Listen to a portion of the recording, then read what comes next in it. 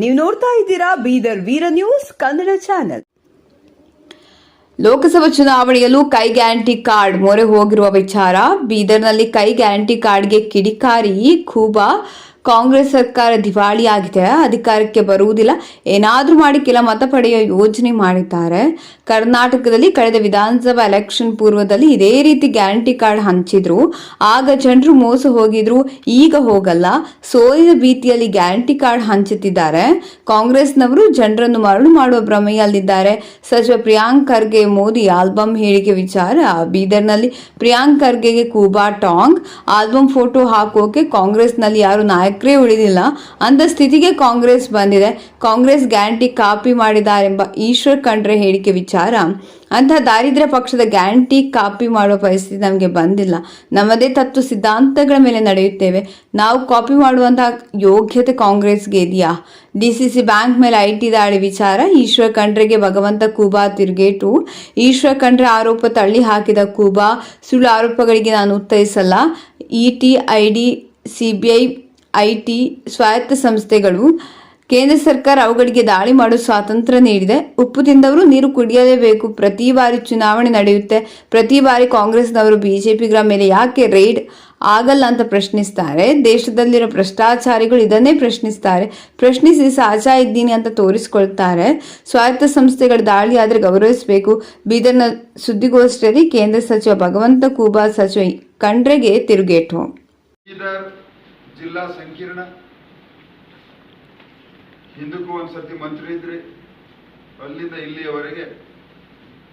ಈಗ ಮಂತ್ರಿ ಆದಮೇಲೆ ಇಲ್ಲ ನಾವು ಇದ್ದಿದ್ದ ಜಾಗದಾಗೆ ಮಾಡ್ತೀವಿ ಅಂತ ಹೇಳಿದ್ರಿ. ಇಲ್ಲಿಯವರೆಗೆ ನೀವು ಯಾಕೆ ಪ್ರಾರಂಭ ಮಾಡಿಲ್ಲ? ಔರಾದ್ ರಿಂಗ್ ರೋಡ್ ನೀವು ಮೊದಲು ಮಂತ್ರಿ ಆದಾಗ ಅದನ್ನ ದ್ವೇಷದ ರಾಜಕಾರಣದಿಂದ ಆ ಕಾಮಗಾರಿಯನ್ನು ಸ್ಥಗಿತಗೊಳಿಸಿದ್ರಿ. ನಮ್ಮ ಸರ್ಕಾರ ಇದ್ದಾಗ ನಾವು ಮಾಡಿದ್ದೀವಿ. ಈಗ ನಿಮ್ಮ ಸರ್ಕಾರ ಬಂದಿದೆ, ಇನ್ನೂ ಪೂರ್ಣಗೊಂಡಿಲ್ಲ. ಯಾಕೆ ಈ ತರ ಉದಾಸೀನವನ್ನು ತೋರಿಸ್ತಾ ಇದ್ದೀರಿ ಅನ್ನುವಂಥದ್ದನ್ನು ಕೇಳ್ತೀನಿ. ಕೇಂದ್ರ ಸರ್ಕಾರದ ಯೋಜನೆಗಳಾದಂಥ ಸಿಪೆಟ್ಟಿಗೆ ನೀವು 50 ಕೋಟಿಯ ಹಣವನ್ನು ಕೊಡಬೇಕಂತ ನಿಮ್ಮ ಮುಖ್ಯಮಂತ್ರಿಗಳಿಗೆ ನಿಮಗೆ ಪತ್ರದ ಮುಖಾಂತರ ಮತ್ತು ಮೌಖಿಕ ಅನೇಕ ಬಾರಿ ನಿಮ್ಮನ್ನು ವಿನಂತಿ ಮಾಡ್ಕೊಂಡಿದ್ದೀನಿ. ಇಲ್ಲಿಯವರೆಗೆ ಆ ಕಟ್ಟಡವನ್ನು ಕಟ್ಟಲಿಕ್ಕೆ ಹಣವನ್ನು ಯಾಕೆ ಬಿಡುಗಡೆ ಮಾಡಲಿಲ್ಲ? 2019ರಲ್ಲಿ ಬೀದರ್ದಿಂದ ನಾಂದೇಡ್ ರೈಲ್ವೆ ಲೈನಿಗೆ ಮಂಜೂರಾತಿಯನ್ನು ಮಾಡಿಸಿ ಕೇಂದ್ರ ಸರ್ಕಾರದಿಂದ ಹಣ ಬಿಡುಗಡೆ ಆಗಿದೆ. ಮಹಾರಾಷ್ಟ್ರ ಸರ್ಕಾರವು ಕೂಡ 750 ಕೋಟಿ ಹಣಗಳ ಅನುಮತಿಯನ್ನು ಕೊಟ್ಟಿದೆ. ಬೊಮ್ಮಾಯಿ ಸರ್ಕಾರ ಇದ್ದಾಗ ನಾವು ಬಜೆಟ್ನಲ್ಲಿ ಅದಕ್ಕೆ ಅವಕಾಶವನ್ನು ಮಾಡಿಕೊಟ್ಟಿದ್ದೀವಿ. ನಿಮ್ಮ ಪೂರ್ಣಾವಧಿ ಬಜೆಟ್ಗೆ ಅದನ್ನು ನೀವು ಬಜೆಟ್ನಿಂದ ತೆಗೆದುಹಾಕಿದ್ರಿ. ಹೀಗಾಗಿ ಕೇಂದ್ರ ಸರ್ಕಾರದ ಯೋಜನೆಗಳಿಗೆ ರಾಜ್ಯ ಸರ್ಕಾರದ ಹಣವನ್ನು ಯಾಕೆ ಬಿಡುಗಡೆ ಮಾಡ್ತಾ ಇಲ್ಲ ಮತ್ತು ನೀವು ಅದನ್ನು ಯಾಕೆ ಸೀರಿಯಸ್ ಆಗಿ ತಗೊಳ್ತಾ ಇಲ್ಲ ಅನ್ನುವಂಥದ್ದು ಉತ್ತರ ಕೊಡಬೇಕು ಅಂತ ನನ್ನ ಅನಿಸಿಕೆ. ಚುನಾವಣೆಯ ಕಾಂಗ್ರೆಸ್ ಪಕ್ಷವು ಕೂಡ ತಮ್ಮ ಪ್ರಣಾಳಿಕೆಯನ್ನ ಬಿಡುಗಡೆ ಮಾಡಿದೆ. ಆ ಪ್ರಣಾಳಿಕೆಯಲ್ಲಿ ವಾಸ್ತವ ಅಂಶಗಳನ್ನು ಕಡೆಗಣಿಸಿ ಕೇವಲ ಮತದಾರರನ್ನ ಆಶೆ ಆಮಿಷವನ್ನು ತೋರಿಸಿ ಚುನಾವಣೆಯನ್ನು ಗೆಲ್ಲಬೇಕನ್ನುವ ರೀತಿಯಲ್ಲಿ ಅವಾಸ್ತವಿಕ ಪ್ರಣಾಳಿಕೆಯನ್ನು ಬಿಡುಗಡೆ ಮಾಡಿದ್ದಾರೆ. ಆದರೆ ಅದೇ ಡಾಕ್ಟರ್ ಬಾಬಾ ಸಾಹೇಬ್ ಅಂಬೇಡ್ಕರ್ ಜನ್ಮ ದಿವಸದಂದು ಭಾರತೀಯ ಜನತಾ ಪಕ್ಷ ನಾವು ಸಂಕಲ್ಪ ಪತ್ರವನ್ನು ಬಿಡುಗಡೆಯನ್ನು ಮಾಡಿದ್ದೀವಿ. ಕಳೆದ 10 ವರ್ಷದಲ್ಲಿ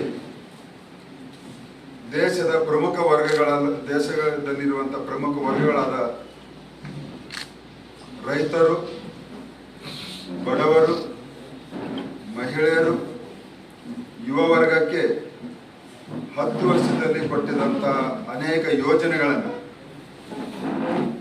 ಅದರ ಒಳ್ಳೆ ಪರಿಣಾಮವನ್ನು ನೋಡಿ ಮತ್ತೆ ಆ 4 ವರ್ಗಗಳಿಗೆ ಕೊಟ್ಟಿದಂತಹ ಯೋಜನೆಗಳನ್ನು ಮುಂದುವರಿಸಿ ಮತ್ತು ಹೆಚ್ಚಿನ ಯೋಜನೆಗಳನ್ನು ಕೊಡ್ತೀವಿ ಅನ್ನುವಂಥ ವಾಸ್ತವಾಂಶ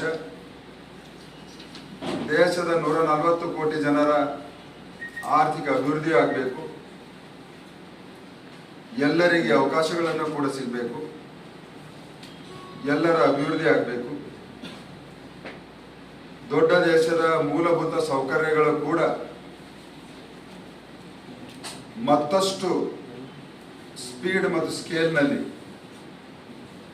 ಅಭಿವೃದ್ಧಿಯನ್ನು ಪಡಿಸಬೇಕು. ನಮ್ಮ ಸಂಕಲ್ಪ 2047ರಲ್ಲಿ ಭಾರತ ಅಭಿವೃದ್ಧಿ ಹೊಂದಿದಂಥ ದೇಶ ಆಗಬೇಕನ್ನುವಂಥ ನಿಟ್ಟಿನಲ್ಲಿ ಸರ್ವತೋಮುಖ ಅಭಿವೃದ್ಧಿಯ ದಿಕ್ಕು ದಿಶೆಯಲ್ಲಿ ನಮ್ಮ ಸಂಕಲ್ಪ ಪತ್ರ ಇದೆ. ಹೀಗಾಗಿ ಈ ಜಿಲ್ಲೆಯ ಜನತೆಗೆ ನಾನು ವಿನಂತಿಯನ್ನು ಮಾಡಿಕೊಳ್ತೇನೆ, ಆ ಕಾಂಗ್ರೆಸ್ಸಿನ ಅವಾಸ್ತವಿಕ ಗ್ಯಾರಂಟಿಗಳೇನಿದ್ದವು ಅವು ದೇಶಕ್ಕೆ ಮಾರಕ, ಕೇವಲ ಅಧಿಕಾರಕ್ಕೆ ಬರಬೇಕು ಅನ್ನುವಂಥ ಹಪಪಿಯೇ ಬಿಟ್ಟು ಮತ್ತೇನೂ ಇಲ್ಲ. ಅದಕ್ಕೆ ಉದಾಹರಣೆ ಕರ್ನಾಟಕದಲ್ಲಿ ಕಳೆದ ವರ್ಷ ಬಂದಿದ್ದಂಥ ಕಾಂಗ್ರೆಸ್ ಸರ್ಕಾರ ಚುನಾವಣೆ ಪೂರ್ವದಲ್ಲಿ ಘೋಷಣೆ ಮಾಡಿತ್ತು. ಅದರಲ್ಲಿ ಒಂದು ಮಹಿಳೆಯರಿಗೆ ಉಚಿತ ಬಸ್ ಪಾಸ್. ಚುನಾವಣೆ ಪೂರ್ವದಲ್ಲಿ ಅವರು ಹೇಳಿರುವುದು ಎಲ್ಲ ಬಸ್ಗಳಲ್ಲಿ ಎಲ್ಲ ಮಹಿಳೆಯರನ್ನ ಉಚಿತವಾಗಿ ಪ್ರಯಾಣವನ್ನ ಅವಕಾಶವನ್ನ ಮಾಡಿಕೊಡ್ತೀವಿ. ಆದರೆ ಸರ್ಕಾರಕ್ಕೆ ಬಂದ ಮೇಲೆ ಎಲ್ಲ ಬಸ್ಗಳಿಗಿಲ್ಲ, ಕೆಲವೇ ನಿಯಮಿತ ಬಸ್ಗಳಿಗೆ ಮಾತ್ರ ಮಹಿಳೆಯರಿಗೆ ಬಸ್ ಉಚಿತ ಬಸ್ ಪಾಸನ್ನು ಕೊಟ್ಟಿರೋದು. ಇದು ಚುನಾವಣೆ ಪೂರ್ವದಲ್ಲಿ ಮತ್ತು ಚುನಾವಣೆ ನಂತರದಲ್ಲಿ ಯಾವ ರೀತಿ ಕಾಂಗ್ರೆಸ್ ಪಕ್ಷವನ್ನು ಮೋಸ ಮಾಡ್ತದೆ ಅಂತ ಉತ್ತಮ ಉದಾಹರಣೆ. ಅದೇ ರೀತಿ ಪ್ರತಿ ಕುಟುಂಬಕ್ಕೆ 200 ಯೂನಿಟ್ ಕರೆಂಟ್ ಅನ್ನ ಕೊಡ್ತೀವಿ ಅಂತ ಹೇಳಿ ಅಧಿಕಾರಕ್ಕೆ ಬಂದ ಮೇಲೆ ನಿಮ್ಮ 3 ತಿಂಗಳ ಅವರೇಜು ಅಥವಾ 1 ವರ್ಷದ ಅವರೇಜ್ಗಿಂತ 30% ಹೆಚ್ಚು ಮಾಡ್ತೀವಿ, 10% ಹೆಚ್ಚು ಮಾಡ್ತೀವಿ ಅಂತ. ಅಂದ್ರೆ ಅಲ್ಲಿ ಉಚಿತ ವಿದ್ಯುತ್ ಕೊಡೋದ್ರಲ್ಲಿ ಕೂಡ ಚುನಾವಣೆ ಪೂರ್ವದಲ್ಲಿ ಮಾಡಿದಂಥ ಭರವಸೆಗೆ ಮತ್ತು ಚುನಾವಣೆ ನಂತರದಲ್ಲಿ ಅಧಿಕಾರಕ್ಕೆ ಬಂದ ಮೇಲೆ ಮಾಡಿದಂಥ ಸ್ಪಷ್ಟ ಮೋಸಕ್ಕೆ ಇದು ಒಂದು ಉತ್ತಮ ಉದಾಹರಣೆ. ಆಮೇಲೆ ಪ್ರತಿ ಕುಟುಂಬಕ್ಕೆ ಕೇಂದ್ರ ಸರ್ಕಾರದ 5 kg ಹೊರತುಪಡಿಸಿ ರಾಜ್ಯ ಸರ್ಕಾರದಿಂದ 10 kg ಅಂತ ಕೊಡ್ತೀವಿ ಅಂತ ಹೇಳಿದ್ರು. ಇಲ್ಲಿಯವರೆಗೆ 1 ಗ್ರಾಮ್ ಅಕ್ಕಿಯೂ ಕೊಟ್ಟಿಲ್ಲ. 1.5 ತಿಂಗಳಲ್ಲಿ ಅವ್ರ ಖಾತೆಗೆ ಹಣ ಹಾಕಿದರೆ ಅದು ಸಂಪೂರ್ಣವಾಗಿ ಬಡವರಿಗೆ ಹೋಗಿಲ್ಲ. ಇದು ದೊಡ್ಡ ಮೋಸದ ಆಟ. ಬಡವರಿಗೆ ಅನ್ನ ಕೊಡ್ತೀವಿ ಅನ್ನೋದನ್ನು 10 kg ಅಕ್ಕಿ ಕೊಡ್ತೀವಿ ಅಂತ ಹೇಳಿದ್ರೆ ದೊಡ್ಡ ಮೋಸವನ್ನ ಮಾಡಿದ್ದಾರೆ. ಆಮೇಲೆ ಚುನಾವಣೆ ಪೂರ್ವದಲ್ಲಿ ಪ್ರತಿ ಹೆಣ್ಣು ಮಕ್ಕಳಿಗೆ 2,000 ರೂಪಾಯಿ ಪ್ರತಿ ತಿಂಗಳ ಕೊಡ್ತೀವಿ ಅಂತ ಹೇಳಿದ್ರು. ಆಮೇಲೆ ಅದನ್ನು ಸರ್ಕಾರಕ್ಕೆ ಬಂದ ಮೇಲೆ ಇಲ್ಲ, ಕುಟುಂಬದಲ್ಲಿರುವಂತ ಒಬ್ಬ ಹೆಣ್ಮಗಳಿಗೆ ಮಾತ್ರ ಕೊಡ್ತೀವಿ ಅಂತ.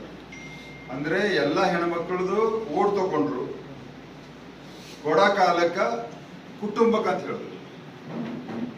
ಇದು ಕಾಂಗ್ರೆಸ್ಸಿನ ಮೋಸದ ಆಟ. ಮತ್ತು ನಿರುದ್ಯೋಗಿ ಪದವೀಧರರನ್ನ 3,000 ರೂಪಾಯಿ ಮಾಸಾಸನ ಕೊಡ್ತೀವಿ ಅಂತ ಹೇಳಿದ್ರು. ಆದ್ರೆ ಇಲ್ಲ, 2023 ನಂತರ ಯಾರು ಪಾಸ್ ಆಗಿರ್ತಾರೋ ಅವರಿಗೆ ಮಾತ್ರ ನಾವು ಕೊಡ್ತೀವಿ ಅಂತ ಹೇಳಿ ಕೇವಲ 5% ಯುವಕರಿಗೆ ಮಾತ್ರ ಕೊಡ್ತೀವಿ. ಅಂದ್ರೆ 2023ಕ್ಕಿಂತ ಹಿಂದೆ ಪಾಸ್ ಆದವ್ರದ್ದು ಓಟ್ ತಗೊಂಡ್ರು. ಆದ್ರೆ ಅದು ಪ್ರತಿ ತಿಂಗಳ 3,000 ರೂಪಾಯಿ ಕೊಡುವಂತ ಸ್ಟೈಫೆಂಡ್ರಿ ಅಂತಾರೆ, ಏನಂತಾರೆ ಸ್ಟೈಫೆಂಡ್, ಅದನ್ನ ಕಂಡೀಷನ್ ಹಾಕಿ ಓಟ್ ತಗೊಂಡ್ರು, ಮೋಸ ಮಾಡಿದ್ರು.